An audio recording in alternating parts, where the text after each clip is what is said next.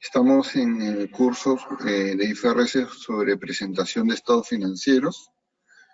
Yo voy a estar tratando de guiarlos y al resolver unas consultas he podido conseguir un material que está referido casualmente a lo que es presentación de estados financieros. En el caso de presentación de estados financieros, lo que podemos decir es de que la forma más práctica para idear es tener un modelo de un estado financiero ilustrativo.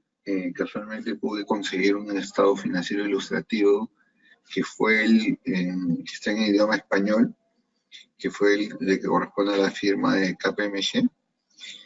Y lo que vamos a hacer es estar intercalando entre ese material y el NIC 1 de presentación de estados financieros en el marco teórico. Nosotros, por lo pronto, vamos a ir pasando los slides y vamos a estar explicando el desarrollo de la presentación de estados financieros. ¿Qué se aprenderá con lo que vamos a mencionar? Tenemos la facilidad de identificar los componentes requeridos en los estados financieros, explicar las consideraciones generales y requerimientos para el cumplimiento de estados financieros en la presentación de estados financieros, describir la estructura y contenido de los estados financieros y explicar la ampliación de los principios en relación a los estados financieros. Para estos efectos, yo quiero primero mostrarles la información que vamos a poder tener y que corresponde a la información correspondiente a KPMG que está casualmente incorporada en un portal web que se encuentra en Chile, y en el cual todo el mundo puede tener acceso a informaciones de libre acceso. Entonces entramos a la carpeta correspondiente y lo que vamos a utilizar es esta guía de estados financieros que vamos a recorrer conjuntamente con ustedes. Yo la voy a ir graficando esta guía porque este es un estado financiero ilustrativo sobre las revelaciones que deben tener los estados financieros. Esta guía correspondiente que estoy mostrando a continuación es una versión en español de lo que son las notas a los estados financieros, y lo que voy a hacer es una descripción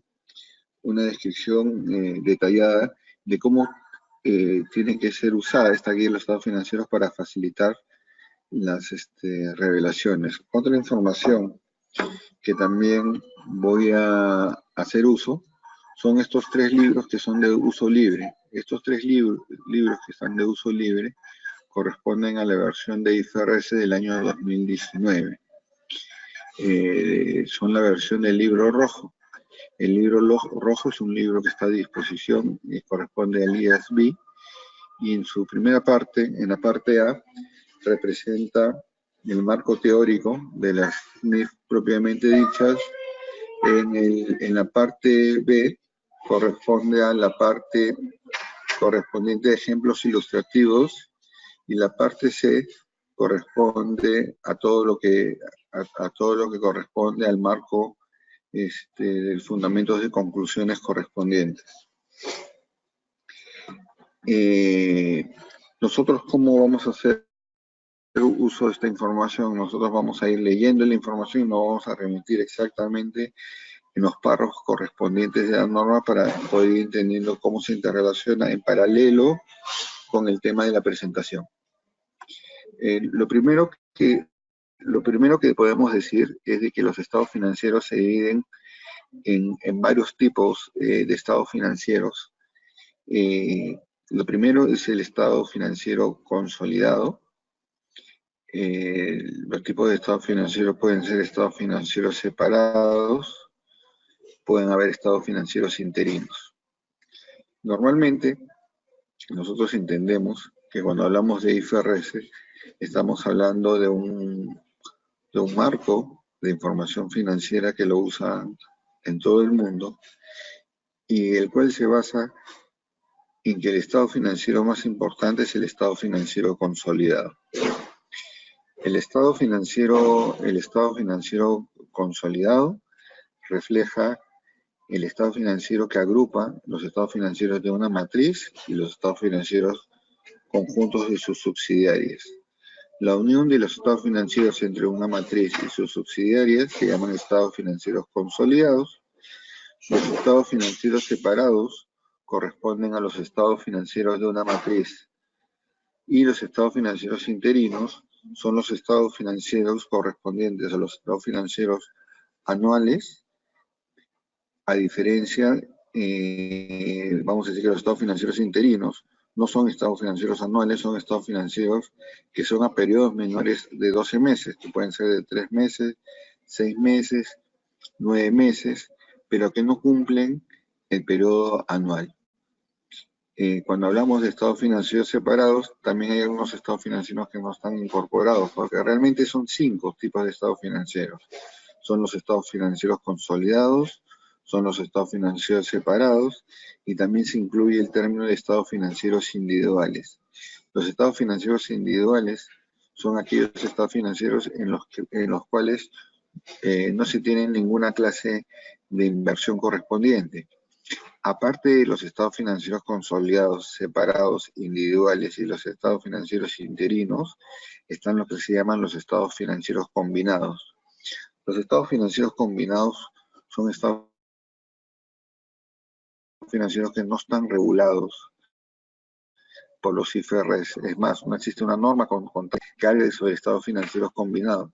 Sin embargo, los estados financieros combinados tienen una necesidad de agrupación o segmentación de estados financieros como si fuera un estado financiero consolidado, pero que no cumple la definición de lo que es un grupo económico. Nuevamente, para poder repasar, los tipos de estados financieros exactamente son 5. En este slide solamente mostramos 3. El primer estado financiero es el estado financiero consolidado, que es el estado financiero que agrupa los estados financieros de una matriz y los estados financieros de sus subsidiarias. Cuando tú unes a la matriz y subsidiarias como si fueran una sola entidad, se denomina un estado financiero consolidado, porque estarías dando a entender que es el reflejo de las cuentas consolidadas como si fueran una sola entidad económica. Si tú tienes una matriz que ejerce poder sobre las actividades relevantes de sus subsidiarias, tú te haces la pregunta, ¿cómo serían los estados financieros si fuera una sola entidad? El estado financiero consolidado refleja la unión de una matriz sobre las subsidiarias donde ejerce poder sobre sus actividades relevantes. Los estados financieros separados, en cambio, son estados financieros que reflejan la contabilización de las transacciones solamente de la matriz o de una matriz intermedia. ¿A qué se llama matriz intermedia? Se llama matriz intermedia a los estados financieros de una matriz que es dueña, que es propietaria de una subsidiaria, pero que a su vez es subsidiaria de una matriz que la posee. Entonces, los estados financieros separados reflejan casualmente esa estructura. Un estado financiero separado también puede ser un estado financiero de una compañía que no consolida, pero que tiene una excepción para no consolidar. Eso se verá más adelante conforme pase el tiempo. Tengo también los estados financieros que son de naturaleza interina. Los estados financieros de naturaleza interina son estados financieros que son por periodos menores a un año y que no cumplen la definición de llamarse estados financieros anuales. Y por otro lado, tenemos otra clase de estados financieros que se llaman los estados financieros combinados. Los estados financieros combinados son los estados financieros que no llegan a denominarse consolidados, pero que agrupan un conjunto de estados financieros que tienen riesgos asociados comunes.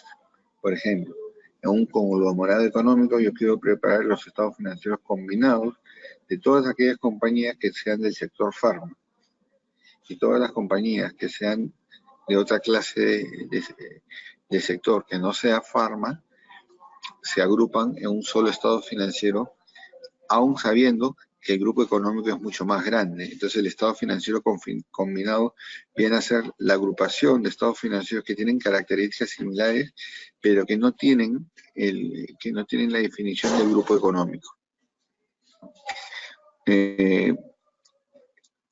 Esa parte conceptual es, digamos, es la parte inicial sobre la cual queremos girar, porque determinan los componentes de los estados financieros. Vamos a ver, ¿cuáles son los componentes? Hay que diferenciar algo.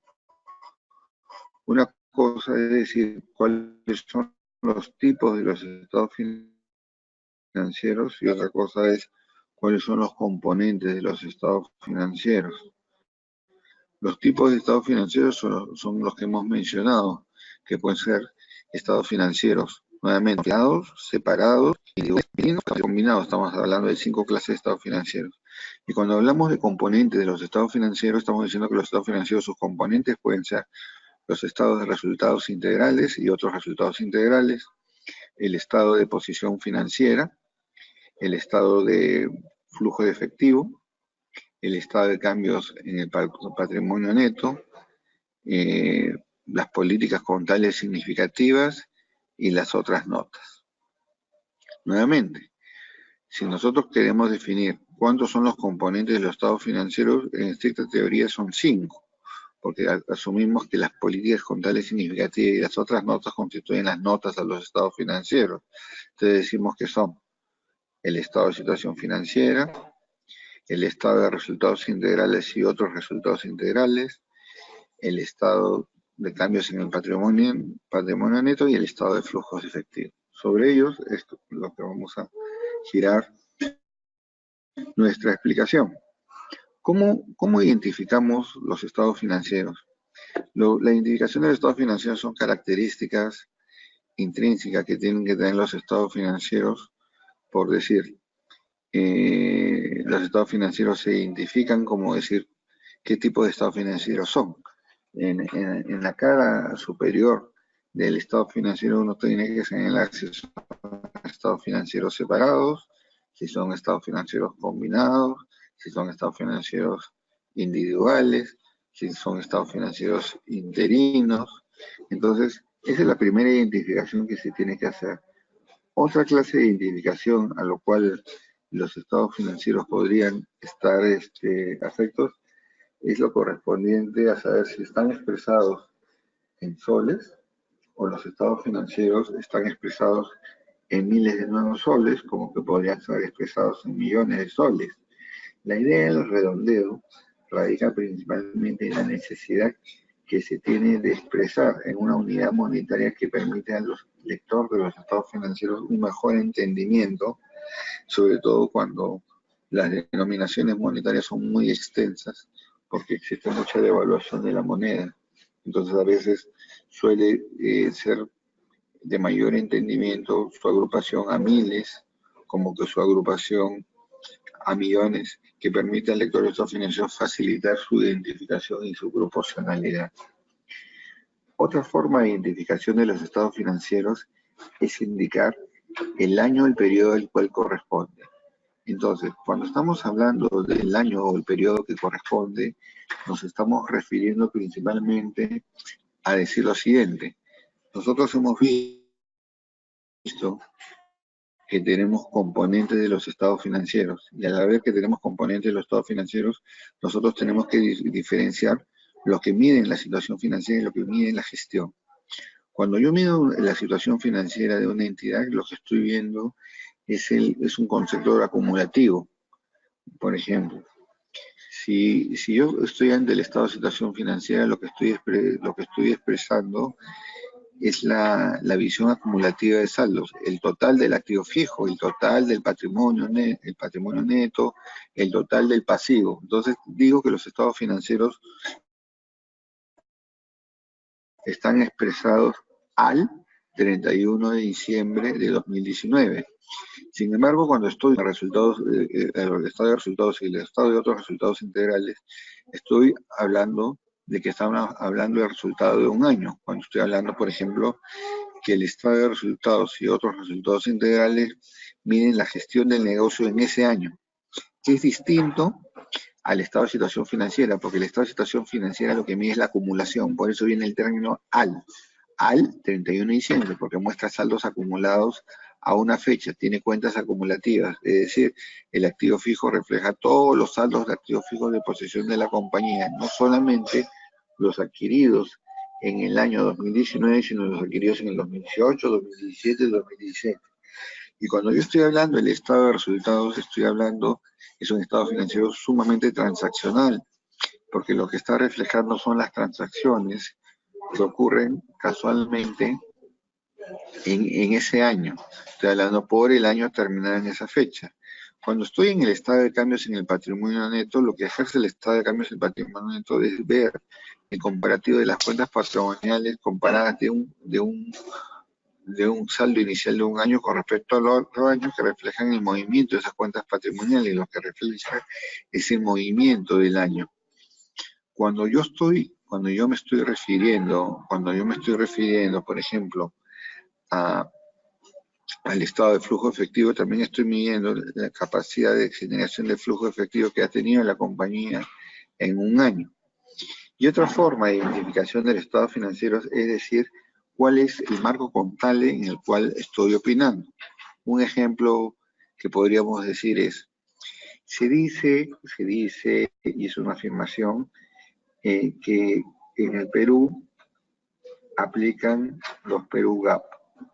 Pero nosotros cuando queremos entender la diferencia entre Perú GAP y las normas de IFRS, lo que vamos a entender que todo tiene que ver exactamente con el concepto de cuál es el marco contable o cuál es el organismo que se encarga de emitir las normas internacionales. El organismo que se encarga de emitir las normas contables es el IASB. El IASB es el que se encarga de estudiar, evaluar, regular y emitir las normas a nivel internacional. En el Perú existe un organismo que depende del Ministerio de Economía y Finanzas, que es el Sistema Nacional de Contabilidad. El Sistema Nacional de Contabilidad lo que hace es delegarle sus funciones al Consejo Normativo de Contabilidad para que se encargue de aprobar las normas a nivel internacional. Se dice que un estado financiero está bajo IFRS cuando aplica las normas de IFRS restrictamente, independientemente de que lo apruebe o no lo apruebe ningún organismo intermedio del Estado peruano. Se dice que en el caso particular del Perú, cuando una compañía hace caso de las normas contables que aprueba el Consejo Normativo de Contabilidad, que son IFRS, pero que no aplica en el momento en el cual el IASB las emite, sino que tiene que esperar a la aprobación del Consejo Normativo de Contabilidad, entonces se entiende de que está bajo un ambiente de Perú GAP, porque es diferencia, es un tema de timing. Para el IASB tú aplicas IFRS porque en el momento que ellos emiten y aprueban una norma y ponen en adopción una fecha, de ese mismo momento se rige. En cambio, no tiene que esperar que un organismo local peruano lo apruebe, porque esa es injerencia y por tanto diríamos que no estamos bajo un marco contable de IFRS, sino estaríamos como un marco contable de Perú GAP.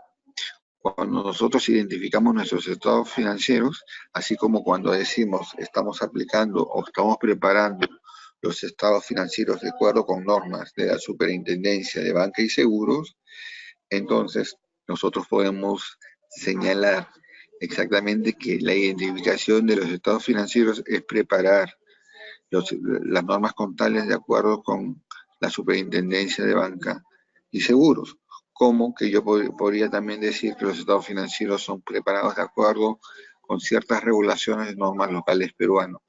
Sin embargo, para efectos de lo que estamos aprendiendo, estamos viendo el marco contable de IFRS. Esto es lo que podemos decir de identificación de estados financieros.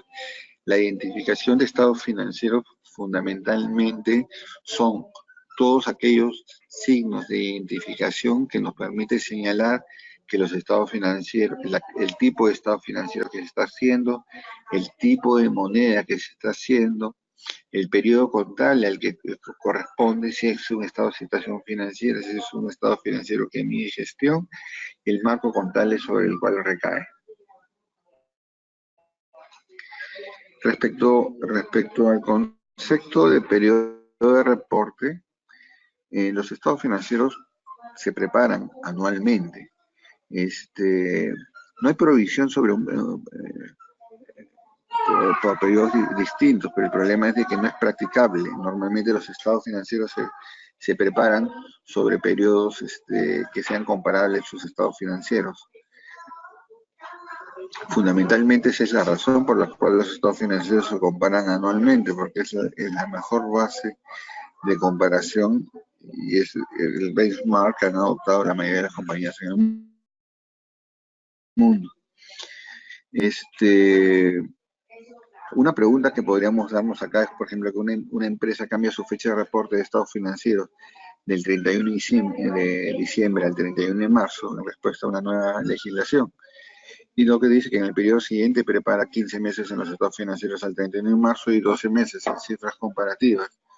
Lo que acá se desprende es que no sería muy practicable comparar un estado financiero de 15 meses con 12 meses porque no podría compararse ni siquiera la gestión. Una gestión que se mide por 12 meses no se podría comparar con la de 15 meses. Entonces, bajo nuestro punto de vista, tiene que haber una consistencia en cuanto a los periodos de preparación y tienen que estar homologados para efectos de nuestro análisis correspondiente. Pasando a una parte de lo que son consideraciones generales en cuanto al cumplimiento, en las barras diremos de que el principio fundamental sobre la que giran los estados financieros es bajo el concepto de empresa en marcha.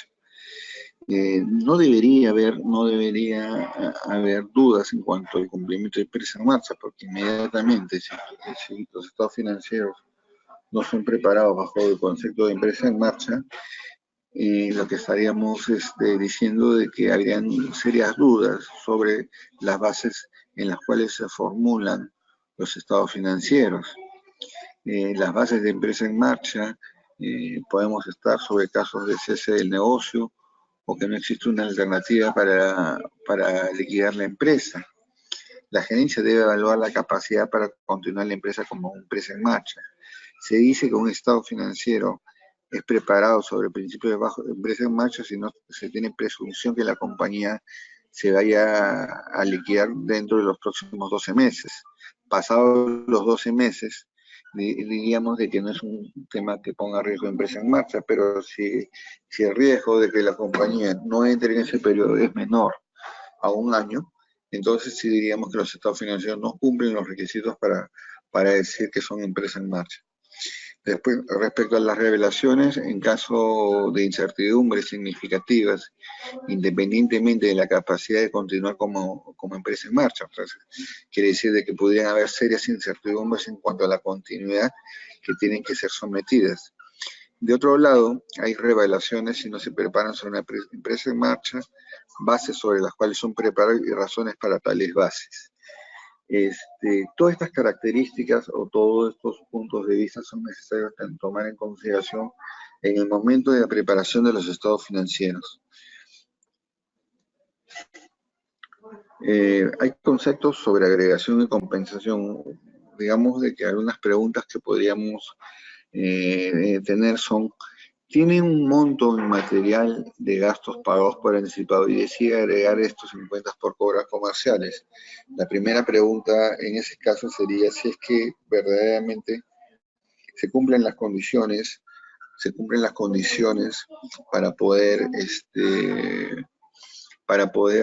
agruparlo o necesariamente tiene que ser presentado como una cuenta individual. La respuesta en este caso específico es de que el concepto de agregación es muy importante en la formulación de estados financieros. ¿Qué quiere decir esto? De que si la cifra no es material, no habría ningún problema en agregarlo a otro componente porque no habría una pérdida de la conceptualización de la cuenta, porque los importes no son materiales. Vámonos al otro caso. Tiene un activo derivado de 200 y un pasivo derivado de 120. En el estado de situación financiera muestra un activo derivado neto de 80. Es decir, tú tenías un activo derivado de 200 y tenías un pasivo derivado de 120 y decides mostrar un activo derivado neto de 80 con la información adicional en las notas. La pregunta ¿es posible netar la posición neta de los derivados?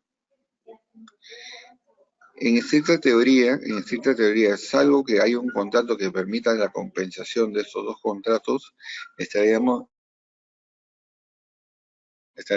hablando de que no es posible presentar un derivado neto, dado que son contratos similares y no tienen el derecho de compensación entre tales posiciones. Entonces hay que tener cuidado con los temas de derecho de compensación. Y por último, se compensan ingresos diversos y gastos diversos en el estado de resultados integrales y otros resultados. La compensación de ingresos diversos y gastos diversos no me parece que sea apropiada, tomando en consideración de que la única forma en la cual se puede presentar en el estado financiero es cuando presentas la diferenciación entre el concepto diferenciado de lo que es un ingreso y de lo que es una ganancia. Una ganancia, para conceptualizarse, se muestra por la diferencia entre el ingreso y el costo, tales como la venta del activo fijo, con su costo remanente, como la utilidad por venta de inversiones y su venta remanente. Todas estas afirmaciones son permitidas o tratadas de acuerdo a ninguno, y en base a eso nos movemos.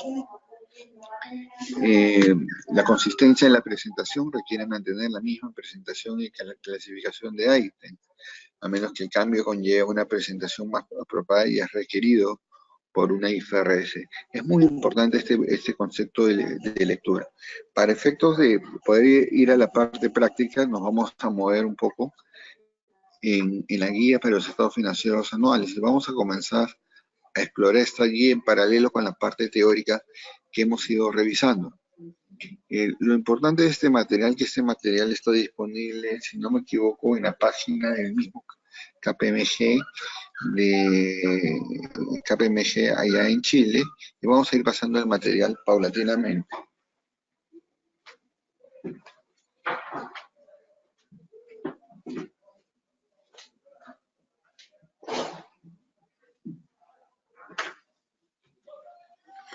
Las revelaciones ilustrativas de la guía para la presentación de resultados financieros anuales. En este caso, esta es la versión del septiembre del 2018. Las versiones en español normalmente llegan un poco tarde. Si bien es cierto, esta versión de septiembre del 2018 la publican un poco posterior, pero sirve mucho para efectos de mejorar el entendimiento. El contenido sobre esta guía está distribuido de la siguiente manera. Se adjunta un modelo de dictamen y se adjunta a los estados financieros consolidados y los estados financieros bases o importantes, que son el estado consolidado de situación financiera, el estado consolidado de resultados del periodo y otros resultados integrales, el estado consolidado de cambios en el patrimonio neto y el estado consolidado de flujo de efectivo y las notas a los estados financieros. Nosotros a veces nos preguntamos, ¿cuántos elementos